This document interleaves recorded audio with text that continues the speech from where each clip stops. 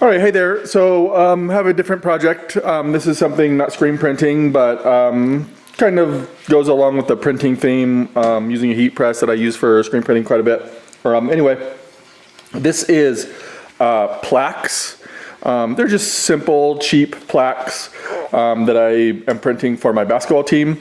The plaques are relatively cheap. The plaques run about $5.50 a piece from Heat Press Nation.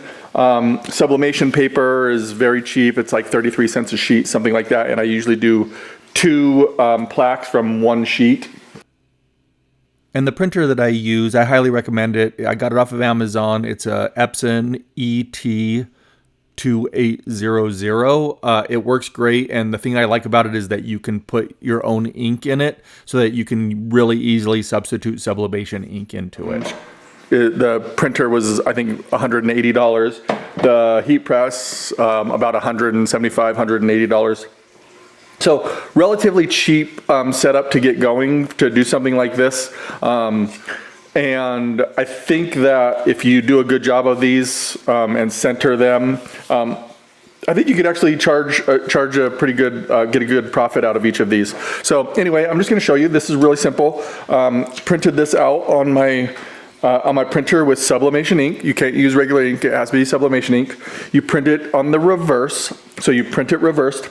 One thing that you'll notice is it's not really vibrant colors after it's printed, so it looks very muted. And the first few times that I printed them out, I thought something was wrong. I kept printing.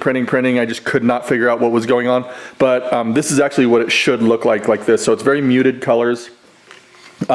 So basically I just cut it out about the size of the plaque. I do have a little green border that goes all the way. Yeah, I know it doesn't look green, but it is green. Green border that goes all the way around so that it makes it a little bit easier to line up. I don't have it exactly on the edges. So I put that in my heat press, medium pressure for about 1 minute.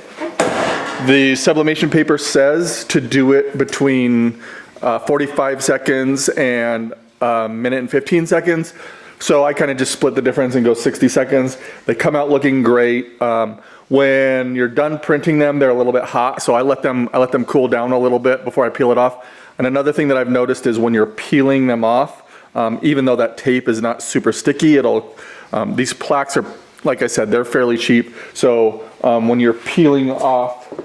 I'm peeling off the tape, sometimes I get a little bit of the black coming out. So what I'll do later on is I'll just go with a little bit of black paint and I'll just repaint that edge. Only happens on like maybe 1 out of 5, but I like to let it cool down a little bit so that before I peel it.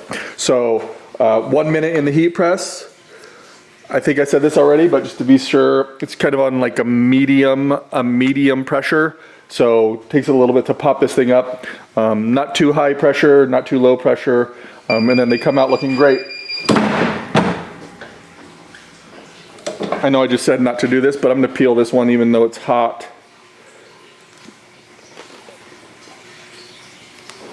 Oh, and as you'll see, nice vibrant colors. Colors look great. The orange looks great. It pops out.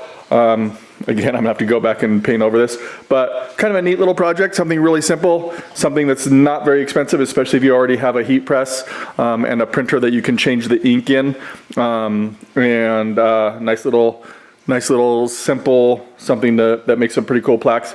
My kids always love them. So as always, I'll put links in the description. Here is the printer that I use, the ET2800. I just like it because you can put your own ink in it. It's really easy, and here is the ink as well. So anyway, happy printing and have a great day.